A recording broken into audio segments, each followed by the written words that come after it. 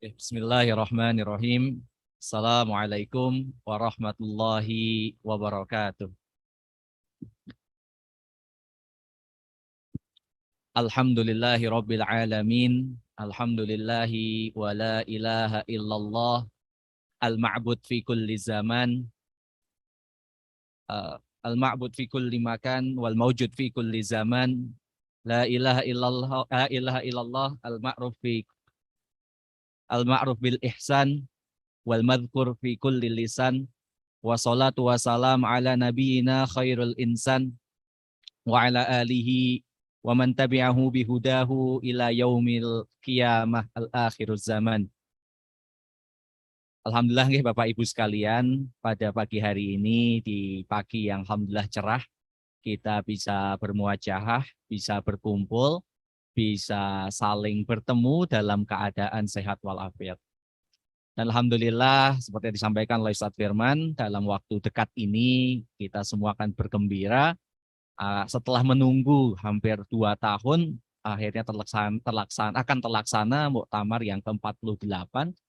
Dan ini suatu momentum yang penting karena kita habis menjalani pandemi di tengah dunia yang ngapunten iki nggih Pak, lagi banyak kejadian-kejadian luar biasa, wonten perang, wonten resesi dan lain sebagainya. Maka kongres ini, muktamar ini menjadi ajang penting untuk mendiskusikan dan biasanya ada arahan-arahan strategis untuk membahas rencana-rencana ke depan yang itu akan kemudian dilaksanakan juga di daerah dan cabang-cabang di Wonosobo. Dan alhamdulillah yang paling penting hari ini Bapak Ibu sekalian, kita bisa hadir dalam pengajian Ahad pagi. Karena kalau yang disampaikan oleh Kiai A.R. Fakhrudin, beliau menyampaikan bahwa pengajian ini ruhnya Muhammadiyah. Pengajian itu yang kemudian harus selalu diistiqomahkan dan harus disyukuri. Kita ditakdir pagi ini bisa berkumpul.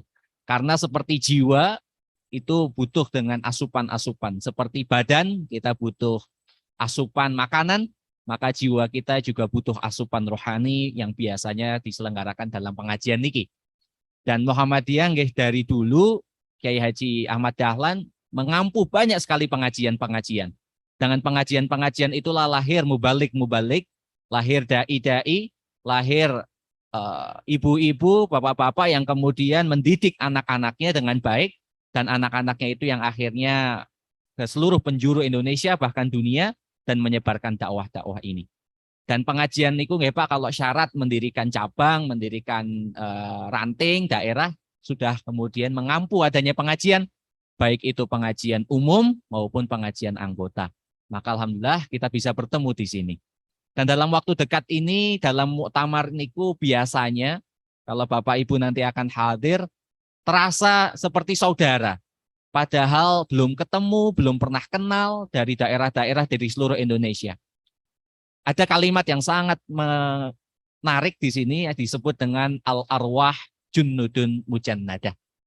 Jadi sejatinya al-arwah, para ruh, para jiwa ini seperti selaksa pasukan yang tertib, yang rapih. Jadi Bapak Ibu sekalian kadang kok ketemu orang, janjane belum pernah ketemu, belum pernah kenal, tapi kok ketok koyok sedulur. Bener ya Pak? Bener nggih Bu? Pernah ketemu orang dalam satu acara, ngobrol sebentar, kok koyo wis nyambung banget. Nah, itu al-arwah junudun mujannadah. Ruh kita janjane wis saling kenal, Pak. Sudah nyambung, udah sak frekuensi. Kenapa bisa satu frekuensi arwah ini dan akhirnya ruh jiwa-jiwa ini bisa saling nyambung? Karena ternyata asupannya sama. Diisi oleh ilmu-ilmu yang sama, oleh cita-cita yang sama, kemudian dididik oleh guru-guru yang mengajarkan hal yang sama, dengan karakter yang sama, maka meskipun belum pernah ketemu, janjane belum pernah ketemu, tapi begitu ketemu, kok kayak sedulur ya, kok nyambung, kok kayak udah kenal lama. Nah ini jiwa-jiwa yang saling terpaut. Atau kita punya kenalan, lagi pergi kemana, kok bisa ketemu. Nek bahasa cah sekarang Pak, out of the blue, ujuk-ujuk bisa ketemu, nggak nyangka pergi ke tempat jauh ketemu saudara atau teman yang lama sekali nggak ketemu.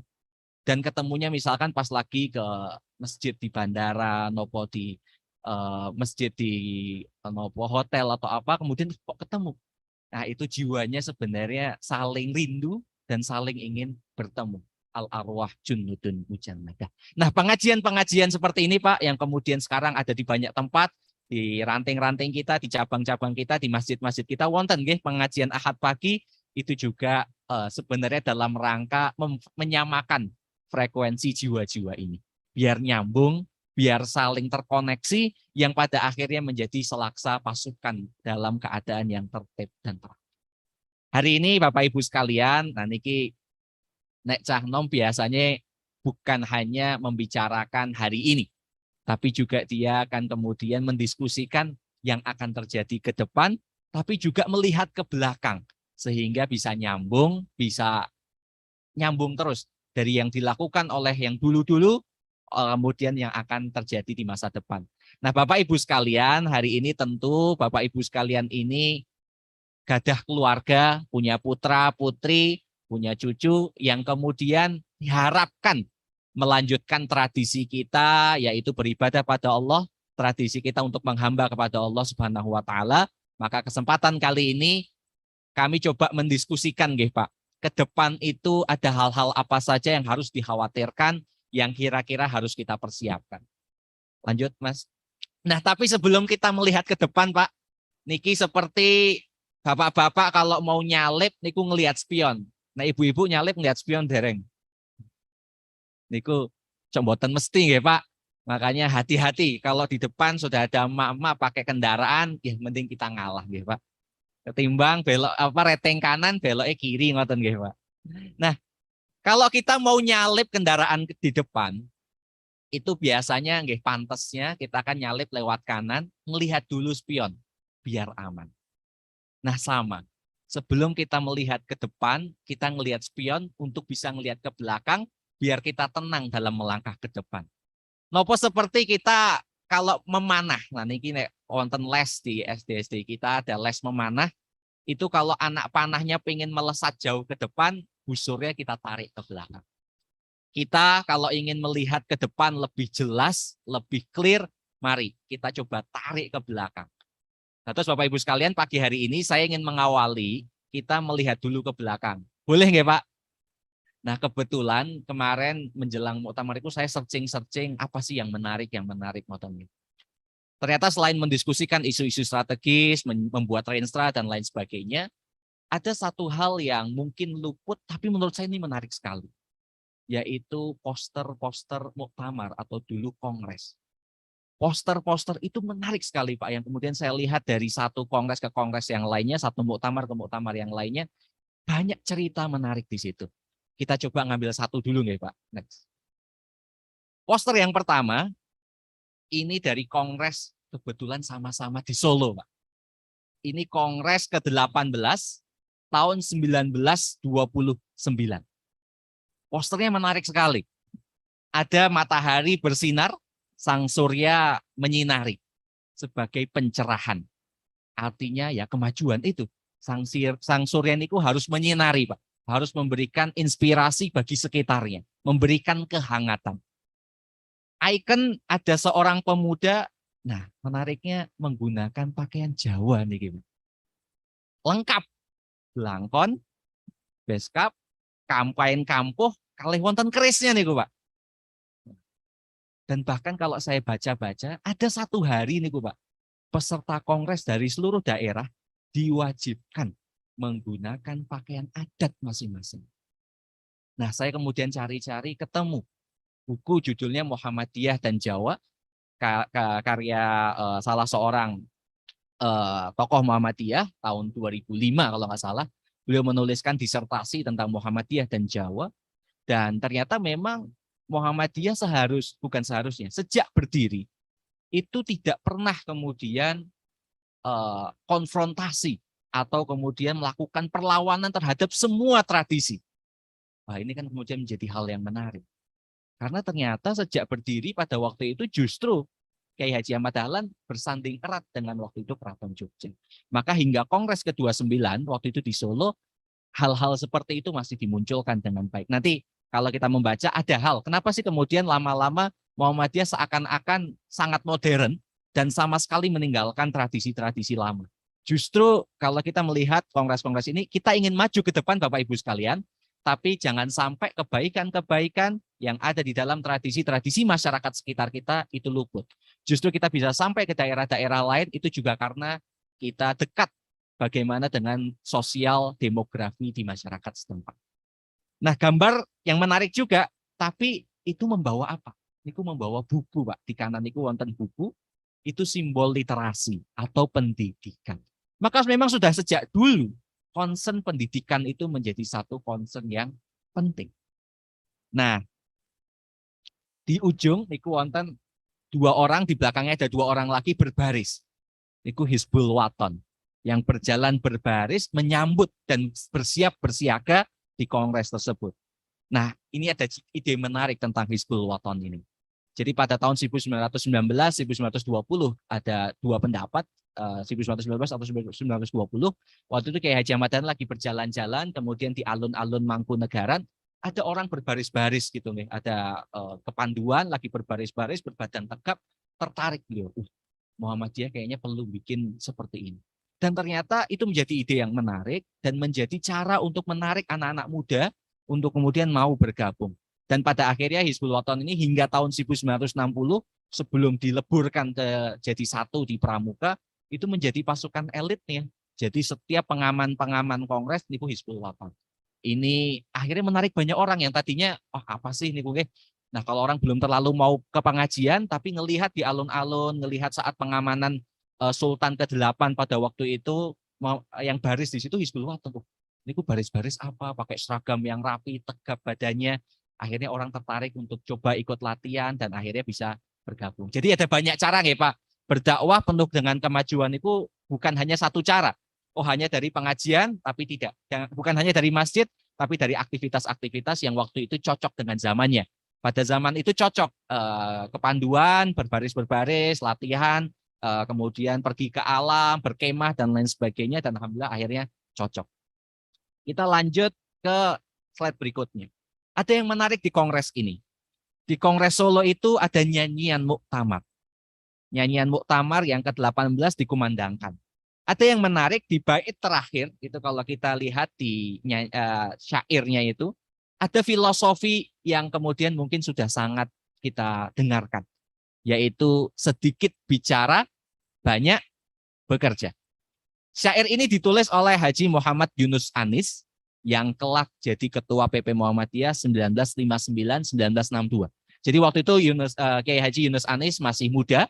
Nah, beliau memang pandai bersyair.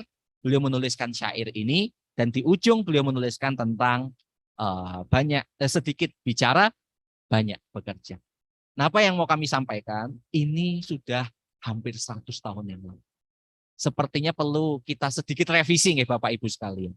Bukan sedikit bicara, tapi memang eranya sekarang harus banyak bicara, tapi lebih banyak bekerja.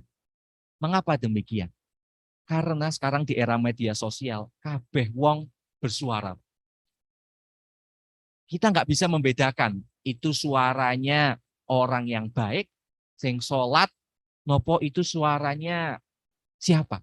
Bahkan sekarang bisa anonim, Pak. Jadi nggak tahu itu siapa yang menuliskan. Bebas. Akhirnya suara semua orang itu dianggap sama. Jadi orang yang udah belajar, udah tekun belajar agama, tapi dengan orang yang kemudian sama sekali bahkan membenci agama, dia bersuara, mengkritik agama, itu ya kalau di media sosial bisa setara. Artinya orang melihatnya yaitu satu akun begitu. Tidak kemudian ada otoritas, oh ini yang lebih mengerti boleh bicara. Semua orang bebas bicara. Nah, ketika semua orang bebas bicara, ketika semua orang bebas kemudian menyebarkan informasi-informasi yang belum tentu benar, maka orang-orang baik, monggo. Bukan hanya diam, silahkan kita bisa bersuara. Mungkin di grup-grup WhatsApp, di-share macam-macam yang kita belum tentu itu hoax atau benar, maka kalau kita tahu mana yang benar, jangan diam saja, kita luruskan, kita benarkan.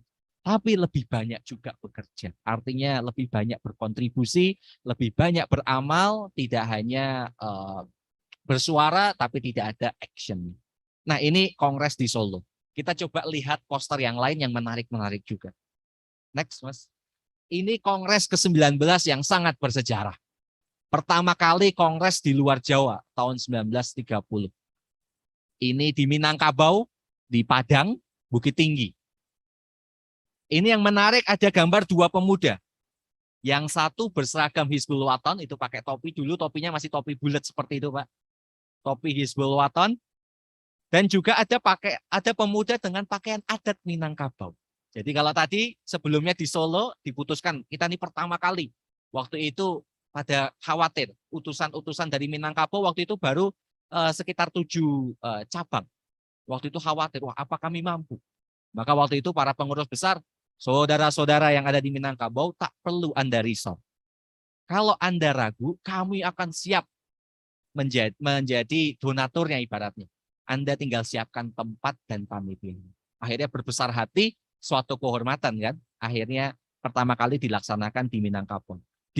Saya itu ada juga gambar, kalau tadi di Solo ada gambar arsitektur Jawa, di sini ada arsitektur Minangkabau. Jadi memang sejak dulu kita juga hargai daerah-daerah tersebut, lokalitas-lokalitas itu. Itu muncul gambar rumah Minang. Nah yang menarik lagi ada gambar kapal uap, Pak. Gambar kapal uap dan gambar laut. Identitas negara kepulauan, kemajuan teknologi juga. Menggunakan kapal uap modern. Yang pada waktu itu utusan-utusan dari Jogja, dari mana itu pada hari H, itu ramai sekali di stasiun, pakai kereta, kemudian sampai di Batavia, disambut oleh Hizbul Waton Batavia, sampai di Jakarta, pindah kapal. Berhari-hari di kapal, langsung turun di Padang. Begitu sampai lautan manusia menyambut. Jadi cerita soal kapal, menggunakan kapal berangkat ke kongres ini menjadi hal yang menarik. Artinya kemajuan teknologi, kemudian orang sampai berangkat ke sana dan luar biasa. Dan yang menarik tahun 1930 dilaksanakan mirip-mirip sama seperti kemarin, seperti besok ini. Yaitu lagi depresi, Pak.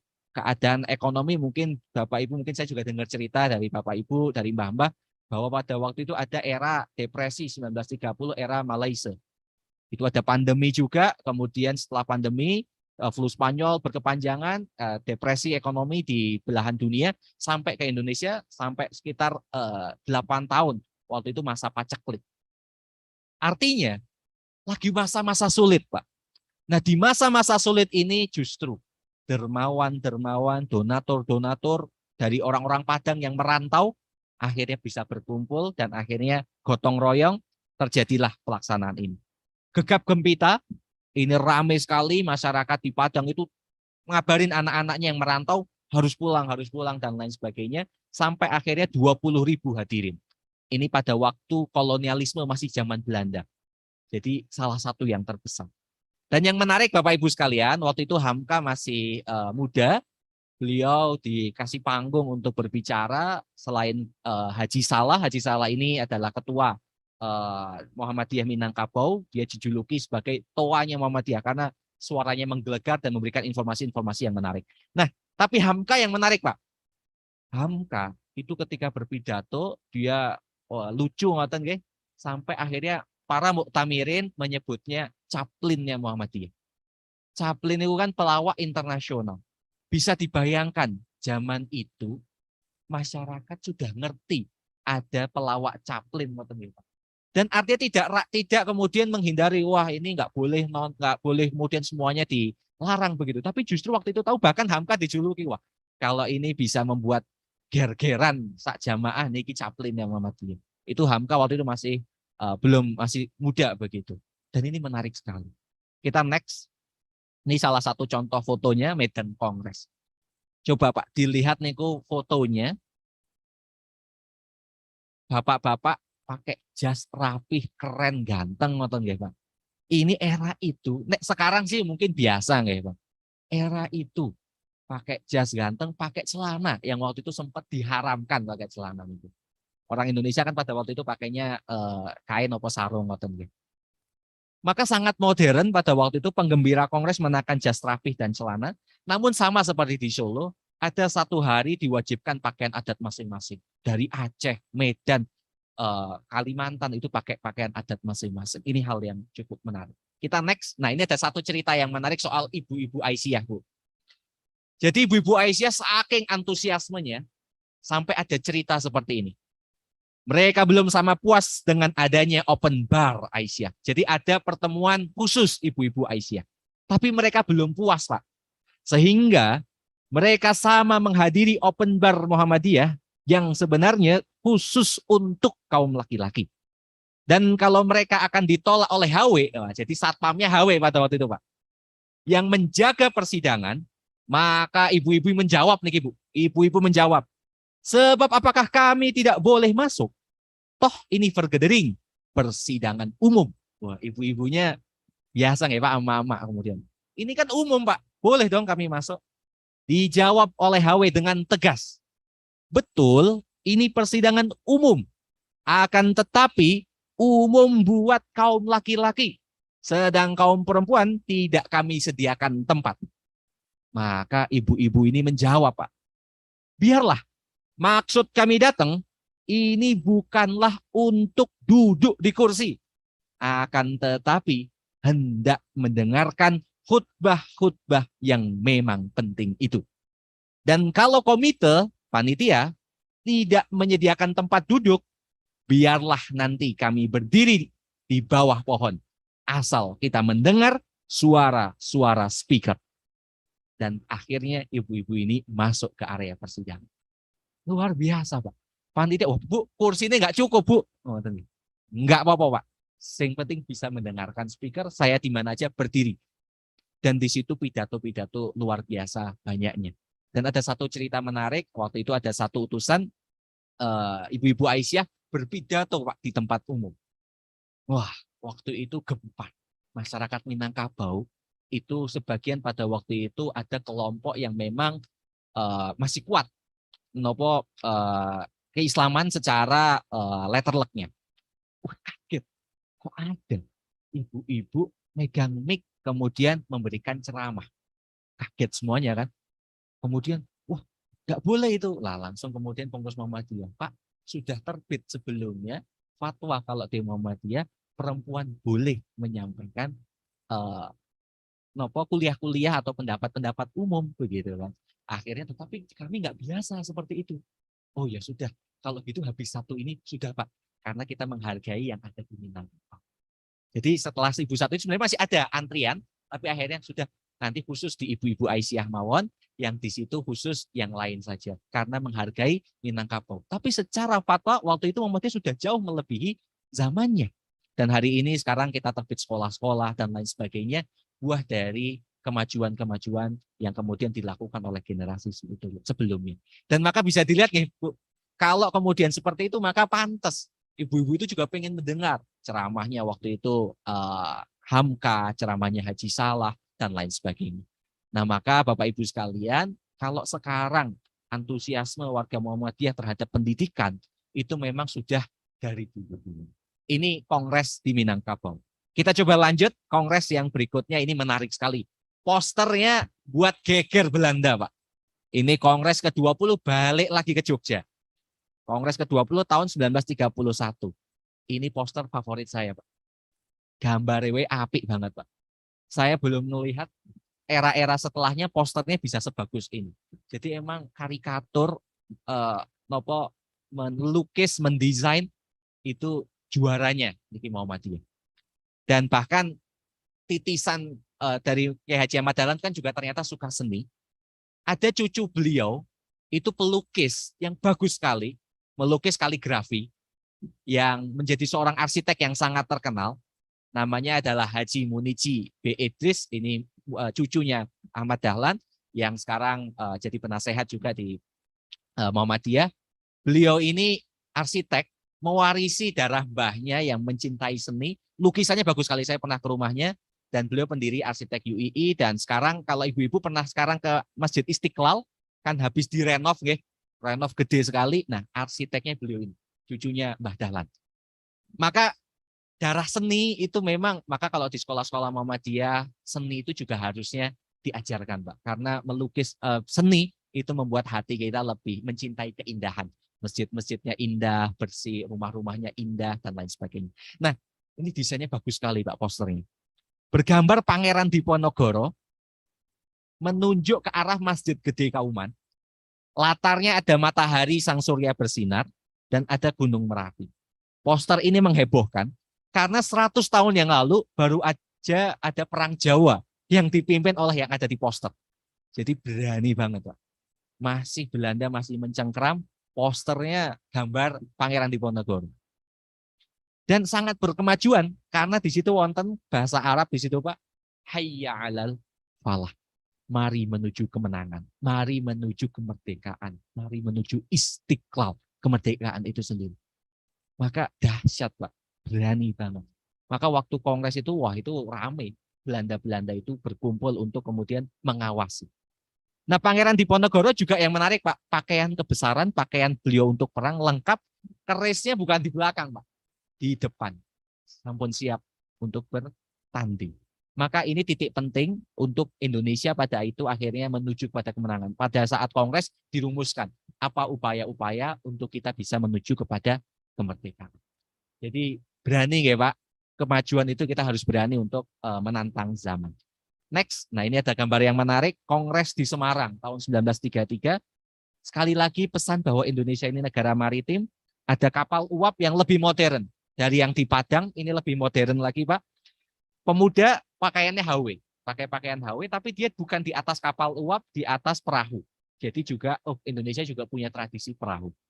Kemudian yang menarik di Semarang itu, Pak, wonten perdebatan. Apakah Muhammadiyah namanya Muhammadiyah saja, nopo perlu ada tambahan? Apakah Muhammadiyah Indonesia? Wah, jadi kalau ada perdebatan Islam Nusantara, Muhammadiyah sudah dulu memperdebatkan apakah perlu Muhammadiyah Indonesia atau Muhammadiyah Hindia Belanda atau cukup Muhammadiyah saja. Itu udah tahun 1933. Perdebatannya panas, semua mengeluarkan pendapat-pendapatnya. Nah, akhirnya diputuskan dah nggak perlu Muhammadiyah saja, nggak ada tambahan-tambahannya karena tidak dibatasi lingkup geografis. Biar nggak terbatas di Indonesia saja atau Hindia Belanda saja pada waktu itu. Nah, ada yang menarik kalimatnya cabang sikli. Kalau Allah mengizinkan, sedunia kita ajak ke Muhammadiyah. Statement ini merupakan salah satu statement paling awal cita-cita mengglobal. Cita-cita hari ini kita punya PCIM di Australia. Baru saja ada UMAM, Universitas Muhammadiyah Malaysia. Ada Islamic Center di Jepang, dan lain sebagainya. Cabang-cabang istimewa, dan ada adiknya di Singapura. Ini cita-cita sudah 1933, Pak. Pertama kali diutarakan oleh cabang Sikli Aceh. Kalau perlu sedunia kita ajak. Biar nggak terbatas. Kalau Indonesia saja nanti yang Malaysia, wah nggak mau. Ini Indonesia saja. Tapi karena ini diputuskan tidak ada lingkup geografis sedunia. Maka hari ini mencerahkan bukan hanya Indonesia, tapi juga semesta. Gambar berikutnya. Ini Kongres Muhammadiyah di Banjarmasin. Pertama kali di Kalimantan. Nah, apa yang menarik di sini? Ada peta. Peta ini menunjukkan kesadaran peran Muhammadiyah yang semakin luas. Jadi bukan hanya lingkupnya di Jawa, tapi sudah petanya lebih luas lagi. Dan bahwa Banjarmasin ini titik temu, ada titiknya di situ. Nomor 24, Kongres ke-24, mayoritas tamu undangan datang dari jauh, kumpulnya nanti di situ. Nah yang menarik Bapak Ibu sekalian, kalau kita ngomongin Indonesia saja, Malaysianya nggak digambar. Ini Malaysianya digambar. Malaysia, Singapura digambar. Semenanjung Melaka sampai ke Thailand. Maka artinya ini soal cita-cita. Bisa jadi sampai ke sana nantinya. Satu lagi ini gambar kapal modern, kapal uap modern, besar, gagah. Jadi wah, diapresiasi adanya kapal modern, kemajuan-kemajuan teknologi ini. Dan yang menarik, ini juga ada bawahnya ada perahu kecil, Pak. Dan itu bukan perahu laut, tapi perahu sungai. Karena Banjarmasin terkenal dengan kota 1000 sungai. Jadi kita menghargai ada 1000 sungai, ada gambar perahu kecil. Itu di Banjarmasin, Pak. Kita gambar berikutnya ini, saya juga suka sekali posternya, itu Kongres di Jakarta, di Betawi tahun 1936, pas seperempat abad, 25. Nah, poster ini sangat menarik karena ada seorang berbaju HW menanti kereta api era terbaru pada waktu itu. Jadi kalau tadi kapal-kapal, ini gambar kereta api, gede banget gambarnya. Dan itu kereta api modern pada zamannya.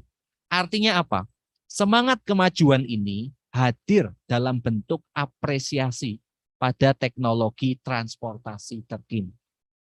Jadi Bapak Ibu sekalian, kalau hari ini kemudian ada teknologi-teknologi terbaru, kita nggak gagap. Boten kagetan, boten gumunan. Anak-anak kok wis canggih ya. Nah, kemudian kita merasa tertinggal. Boten Pak. Sebagai orang tua, sebagai sesepuh, belajar sepanjang hayat. Santri madal hayat. Menjadi pembelajarniku sepanjang hidup. Artinya kalau ada teknologi terbaru, kita juga jangan sampai kemudian, wah, menyongki gaptek orang mudeng yang ngono. Nah, tapi cucu Bapak Ibu sekalian, wah, searching macam-macam tidak terawasi.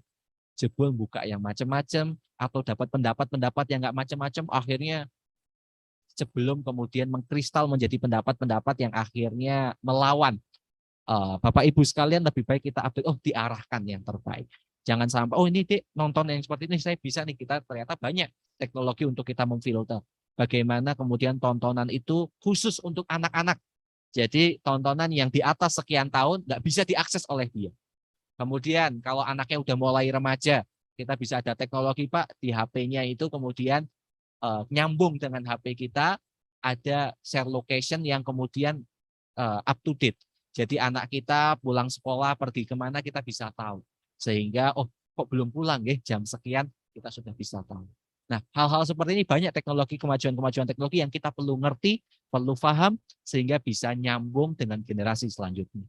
Seperti kata syair, anakmu bukan anakmu ya, anakmu bukanlah zamanmu. Artinya, maksudnya adalah anak kita bukanlah kita yang hidup di zaman kita. Tapi ia hidup di zamannya sendiri. Ia hidup di tantangannya sendiri. Maka kita sebagai orang tua perlu kemudian menyiapkan apa yang terjadi pada anak-anak kita, keluarga kita, sekolah-sekolah kita, itu kita perlu ngerti. Sehingga jangan sampai kita anak-anak itu kemudian berjalan sendiri tanpa didikan dari keluarga. Nah, ini gambar kereta, artinya pada zaman itu kita juga ngerti kemajuan. Kita juga menghargai kemajuan itu. Nah, ini poster kongres terakhir yang saya punya. Next. Ini di Purwokerto. Ini kongres ke-30. Nah, di Banyumas, apa yang menarik kalau tadi membicarakan teknologi-teknologi, ini gambarnya petani lagi mencangkul sawahnya.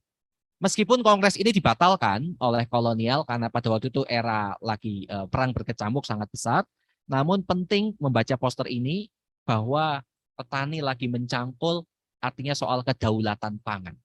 Ini soal kemandirian, bahwa kita menghasilkan makanan dari jerih payah kita sendiri, dan bagaimana kita menghargai semua profesi. Karena pada waktu itu Bapak Ibu sekalian, mayoritas masih pedagang, pegawai begitu yang tergabung dalam Muhammadiyah. Nah, kemudian enggak semua bisa masuk, maka petani-petani di daerah-daerah, terutama waktu itu di Banyumas, itu juga diajak dan digambarkan. Sehingga siapapun profesinya bisa tergabung dan bergabung bersama di sini. Begitu. Nah, ini poster-poster kongres yang nanti menjadi refleksi. Terakhir, gambar terakhir, ini bukan kongres tapi majalah Suara Aisyah. Tahun 1932, Bu. Apa yang menarik, ini seorang Ibu Aisyah lagi mengajari membaca. Ada dua anaknya dengan pakaian kebaya tapi jilbabnya syar'i. Tahun 1932. Itu aja sampai 1970, 80 jilbabnya masih selendang kerudung ya Bapak Ibu sekalian. Ini 32 gambarnya sudah jilbab yang tertutup meskipun kemudian tetap dihargai dengan pakaian kebaya. Ini menjadi menarik dan menariknya adalah lagi mengajarkan baca tulis. Sekali lagi Bapak Ibu sekalian, pendidikan menjadi pesan utama. Maka sekali lagi untuk kemajuan pendidikan itu menjadi yang utama. Next. Apa pembelajaran dari yang gambar-gambar tadi Bapak Ibu sekalian? Di ujung ini kita coba mendiskusikan soal pembelajaran. Ada 3 hal. Nanti soal kebangsaan, keumatan, dan kemanusiaan universal. Yang pertama soal kebangsaan. Maka nasionalisme tetap ada, kita menghargai kebangsaan Indonesia dengan memperhatikan lokalitas tadi. Adat Minangkabau, Banjarmasin, Betawi, Semarang, Surakarta, Banyumas, lokalitas. Jadi nasionalisme yang berbasis kepada lokalitas. Kemudian, tapi yang menarik, tadi kemudian Indonesia bisa merdeka, merekatkan antar daerah. Tadinya masing-masing berjuang masing-masing, Pak. Tapi kemudian direkatkan antar daerah dengan ukhuwah Islamiyah wal wataniyah. Menjadi tadi arwah junudun mujannadah. Kayaknya kenal. Hamka yang nggak pernah ketemu, akhirnya dengan ketemu dengan Haji Fahrudin, waktu itu ada Haji Rashidi dan lain sebagainya, nyambung. Ini kita sefrekuensi, seperjuangan. Dengan Banjarmasin, waktu itu murid-muridnya Syekh Arsyad Al-Banjari. Waktu itu Muhammadiyah berkembang pesat di Banjarmasin. Nyambung ya, ternyata sama ya perjuangan kita. Membaca tentang majalah-majalah dunia, waktu itu ada majalah-majalah dari Timur Tengah yang sama dibacanya. Sama. Akhirnya memperjuangkan hal yang sama. Oh, ternyata banyak ya negara-negara lain yang lagi dijajah juga. Saatnya kita merdeka. Maka kongres di Jogja, hayya 'alal falah. Mari menuju kemenangan. Jadi ukhuwah direkatkan, ukhuwah Islamiyah wal wataniyah. Dan yang menarik berkontribusi dalam pendidikan, sosial, dan kesehatan. Dengan cara pembelajaran tadi berkontribusi, pendidikan, dan lain sebagainya. Itu dalam kebangsaan.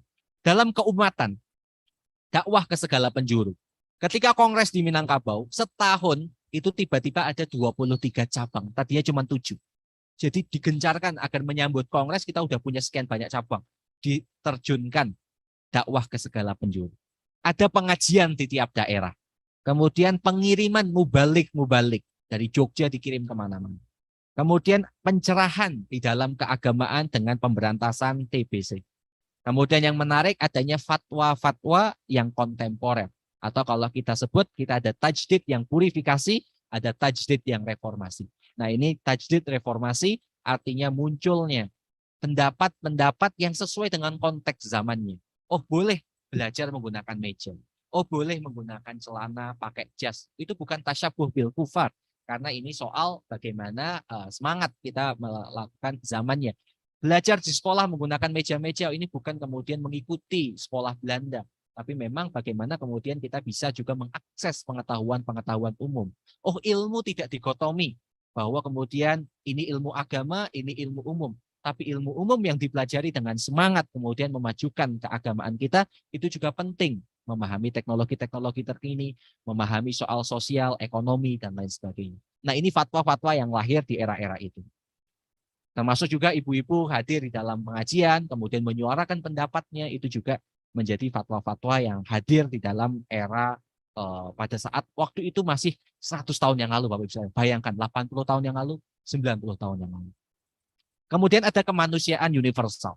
Berpikiran maju dan mengapresiasi kemajuan tadi teknologi budaya, lalu globalisasi dan internasionalisasi Muhammadiyah tadi ide dari cabang Sigli, bahwa kalau perlu sedunia diajak begitu nggih, dan tanggap pada isu-isu global. Next. Nah, bagaimana kemudian tadi pembelajaran dari yang lalu, bagaimana kita menatap ke depan. Yuk ke depan seperti apa? Yang pertama, prinsip-prinsipnya terlebih dahulu. Apa prinsip-prinsip yang perlu kita pegang? Jadi Bapak Ibu sekalian, ke depan kemajuan-kemajuan akan ada banyak sekali tantangan, tapi setidaknya prinsip-prinsip ini bisa kita pegang. Prinsip yang pertama, mewujudkan masyarakat Islam yang sebenar-benarnya. Ini cita-cita yang kemudian menjadi misi di Muhammadiyah. Dengan bekal apa? Bekal Al-Quran, hadis, dan juga ijma. Maka ini jadi prinsip. Oh, tujuannya apa? Tujuannya kita mewujudkan masyarakat Islam yang sebenar-benarnya. Sesuai dengan pedoman apa? Al-Quran, hadis, dan juga ijma para ulama. Yang kedua, prinsip berikutnya adalah mengajak kepada kebaikan dan mencegah kepada kemungkaran. Maka ini pentingnya terus-menerus tablik. Pentingnya kita terus mendakwahkan, pentingnya kita menyuarakan. Maka tablik juga kita bagi 3. Tablik bil lisan, kita menyuarakan dengan suara kita. Bil hal, kita contohkan dengan perbuatan. Atau bil amal, kita coba buktikan dengan kerja-kerja kita, dengan amal usaha, dengan amal sosial, dan juga gerakan-gerakan yang diinisiasi oleh kita. Itu prinsipnya. Prinsip yang ketiga adalah menciptakan khairu ummah.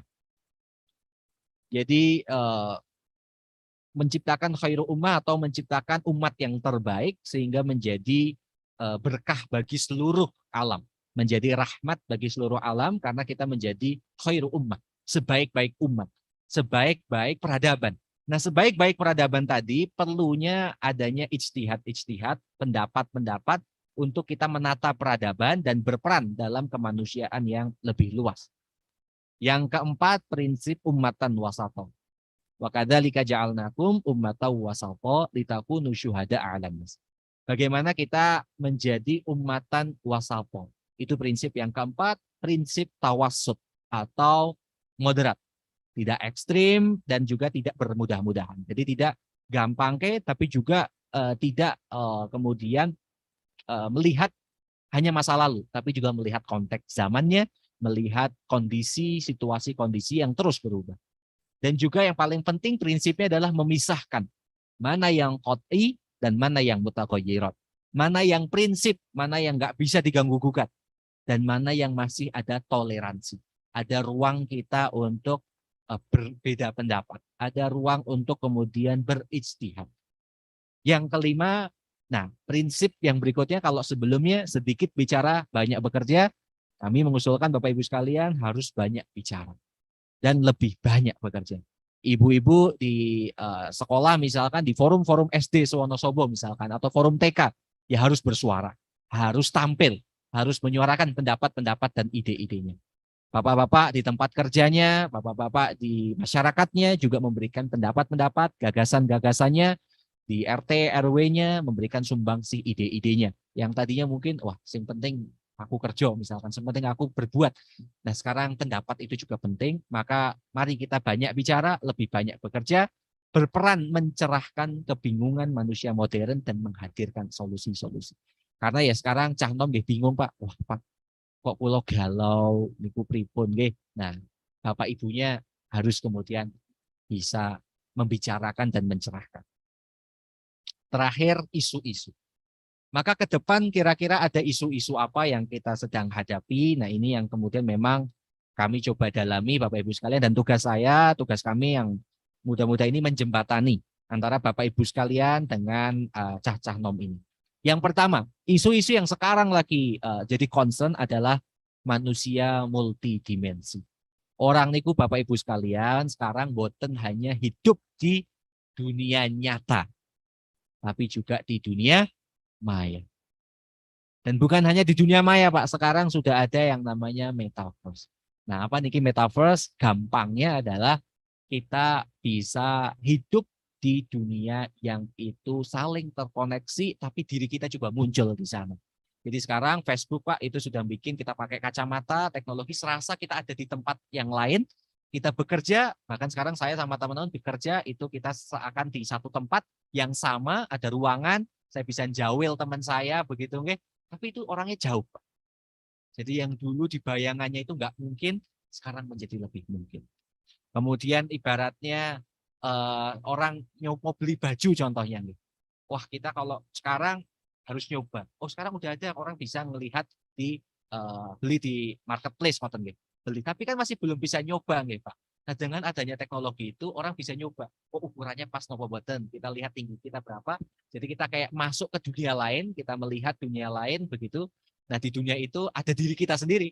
Yang itu kita bisa ngobrol dengan orang lain, ketemu dari teman-teman dari seluruh dunia dan lain sebagainya. Itu dunia yang berikutnya Pak. Nah ini menjadi tantangan.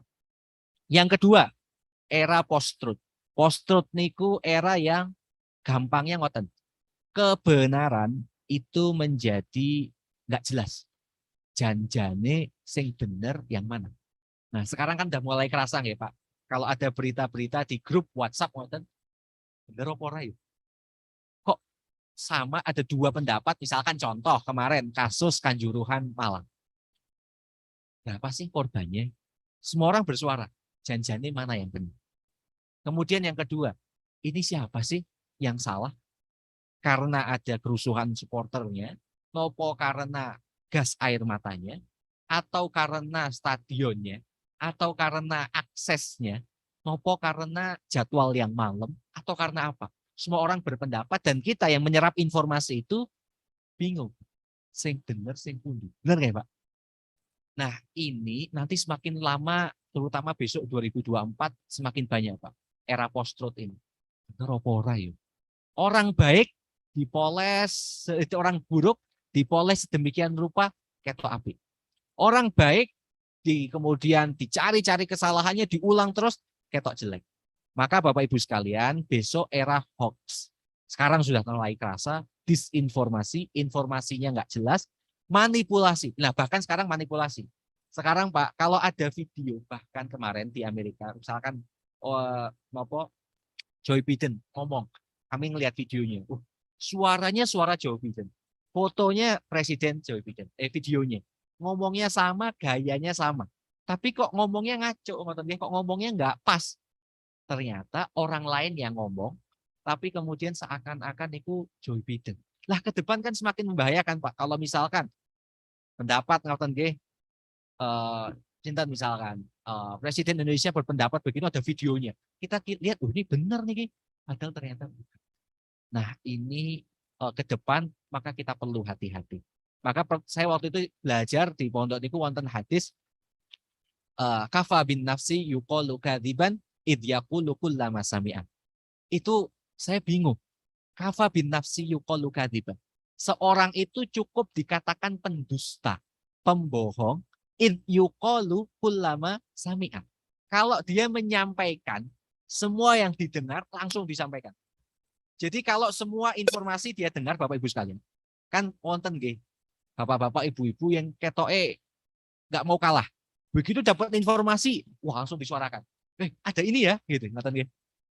Dapat informasi, wah ketoke semua orang belum tahu, saya langsung share. Wonten informasi baru langsung disuarakan. Nah, saya baru paham hadis niki Pak, pas era sekarang ini. Kok orang bisa dikatakan oleh Rasulullah pendusta, nek kabeh informasi sampaikan. Kalau semua nggak kamu serap dulu maksudnya. Jadi Bapak Ibu sekalian, kalau dapat informasi apapun, nggak boleh semuanya kita sampaikan. Jadi perlu diserap terlebih dahulu. Benar apa ora ya? Benar enggak ya? Ini perlu diverifikasi, perlu tabayun. Karena begitu informasi itu sudah kita sebar, dan ternyata itu informasi salah, udah menyebar kemana saja. Ini seperti kalau kita, Bapak Ibu sekalian, kita punya kemoceng, isinya bulu-bulu. Kemoceng itu kita ambil satu, kemudian kita bawa ke sekolah, ke SMA itu, ke MUI. Kita bawa kemoceng itu kena angin. Kan bertebaran ya Bapak Ibu sekalian. Begitu sampai ke MUI, habis, cuma tinggal tiga helai bulu. Kemudian kita bilang, Pak, coba diambil lagi, dikumpulkan lagi. Begitu balik ke sini lagi, masih bisa nggak ngambil lagi? Bulu-bulunya udah terbang kemanapun. Sama kayak informasi yang kita sebarkan, tapi itu tidak pas. Kita sebarkan ke satu tempat, itu udah nyebar kemana aja, Pak. Begitu kita bilang, klarifikasi. Oh, itu hoax. Kemarin ada orang, tokoh ngoten nggih di Twitter, nyebarin, ini SMA di Depok, intoleransi. Umat agama lain nggak boleh belajar agama di kelas. Ada fotonya di tangga, di lorong-lorong. Wah, langsung viral. Depok ini kota intoleran, bla bla bla bla, nyebar langsung viral. Ada klarifikasi dari anak yang ada di foto itu dan juga guru agama lain begitu yang ada di sekolah itu. Wah itu hoax, itu informasi salah. Ini foto kami waktu itu kelasnya lagi direnovasi atau nopo ngoten nggih. Kami keluar sehingga waktu itu ada foto tapi orang kemudian informasinya disalahkan. Enggak kok, kami selama ini boleh sama sekolah itu belajar agama di kelas sama seperti agama Islam. Nah, akhirnya orang yang tadi, oh ternyata informasi salah. Saya klarifikasi ya, kalau informasi itu hoax. Tapi dibandingkan ketika dia nyebarkan informasi pertama, itu retweetnya atau disebarkan banyak sekali. Sedangkan yang klarifikasi itu cuma sedikit, Pak. Boten ramai. Artinya sama. Kita menyebarkan tadi bulu-bulu udah kemana saja, kita ambil sudah nggak bisa. Informasi salah, orang nggak tahu kan? Orang tahu informasinya itu benar. Kan klarifikasinya belum tentu nyampe ke dia. Maka Bapak Ibu sekalian, di era post-truth ini hati-hati. Kafa binafsi yuqalu kadziban id yaqulu kullama sami'a. Hati-hati kita disebut pendusta karena semua informasi ujuk-ujuk kita sebar. Yang ketiga, akses pengetahuan dan informasi melimpah ruah. Nah, ini tantangan. Anak-anak sekarang Pak, mau belajar apapun ada di internet. YouTube niku banyak pelajaran-pelajaran, banyak kursus-kursus. Pertanyaannya, bagaimana sekolah-sekolah kita itu menemukan relevansinya? Bahkan sekarang kami ada perusahaan IT, Pak. Ada sekitar beberapa orang itu yang boten kuliah. Jadi dia lulus SMA langsung kursus IT dan saya tes, oh bisa juga ya. Ya udah kamu masuk aja deh. Baru kemudian dia udah belajar, Mas saya ternyata baru butuh lanjut, oke silakan lanjut. Tapi sebenarnya nggak lanjut, dia juga masih mampu karena dia belajar dari banyak tempat. Saya kemudian berpikir ke depan bagaimana ya relevansi sekolah-sekolah kita. Karena semua informasi bisa didapat dan melimpah. Dan yang paling penting, sekarang Pak, Bapak-bapak, Ibu-ibu, kalau ada informasi ke anak kita, mereka langsung searching. Bener nggak ya ini yang disampaikan ibunya? Contoh, ngoten nggih, ibu-ibu yang punya mantu misalkan, melahirkan. Wah, ibu-ibunya punya pengetahuan masa lalu kan, punya pengetahuan sing sudah turun-temurun. Tuh, pakai ini. Lah anaknya di internet sudah ada, Bu. Bener nggak ya? Ternyata ada kok penelitian medis itu nggak seperti itu, yang benar seperti ini. Atau contoh anak dibedai sampai putih banget ya Pak. Kemudian ternyata ada, oh ternyata bedak itu hati-hati karena bayi kecil itu belum bisa memfilter. Bedak itu partikelnya kecil-kecil masuk jadi pernafasan. Akhirnya terjadi nggak sinkron. Anak mantu wedok pengennya ini, ibu-ibu, mbah-mbahnya, keluarga besarnya pengen hal yang lain. Dan itu hati-hati Bapak Ibu sekalian. Karena cah sekarang, anak sekarang bisa searching dan tahu mana sih yang kira-kira benar. Meskipun ternyata belum tentu benar, ada pendapat-pendapat lainnya. Nah ibu-ibu jangan mau kalah. Langsung searching. Niki lo jurnalnya sudah ada. Niki lo pendapat dokter Sinten kalau misalkan soal medis. Niki lo pendapatnya Ustadz ini atau seperti apa. Kira-kira itu di era banyak informasi. Berikutnya ke depan ada krisis multidimensi, maka bagaimana kita menjawab? Wonten resesi ekonomi, mari kita gotong royong antar warga, antar jamaah saling gotong royong. Terakhir, yang ini paling penting, kemajuan-kemajuan itu yang mungkin nanti akan kita tercipta, jangan sampai hampa. Maksudnya hampa pripun? Sekali lagi Buya Hamka pernah mengingatkan dalam bukunya Tasawuf Modern. Beliau mengingatkan, manusia-manusia modern ini mengejar kemajuan-kemajuan yang tidak substansial, yang pada akhirnya jiwanya kerdil dan hampa. Karena tidak diiringi oleh spiritualitas, religiusitas, dan mungkin tasawuf. Atau bagaimana thoriqoh kita mendekat kepada Allah Subhanahu wa taala, membersihkan diri, tazkiyatun nufus. Maka saya senang sekali di kita di Muhammadiyah ini ada banyak kajian-kajian di hari-hari yang lain yang saya lihat membaca soal tazkiyatun nufus, soal pembersihan jiwa, soal akhlak, soal adab. Jadi selain kemajuan-kemajuan, kita juga menyelaraskan dengan ini. Sehingga kemajuan yang nanti tercipta oleh anak-anak kita, adik-adik kita, generasi selanjutnya, itu tidak hampa karena diisi oleh jiwa yang tepat. Wabillahi taufiq wal hidayah. Nasrun minallahi wa fathun qarib. Nun wal qalami wa ma yasturun. Wassalamualaikum warahmatullahi wabarakatuh.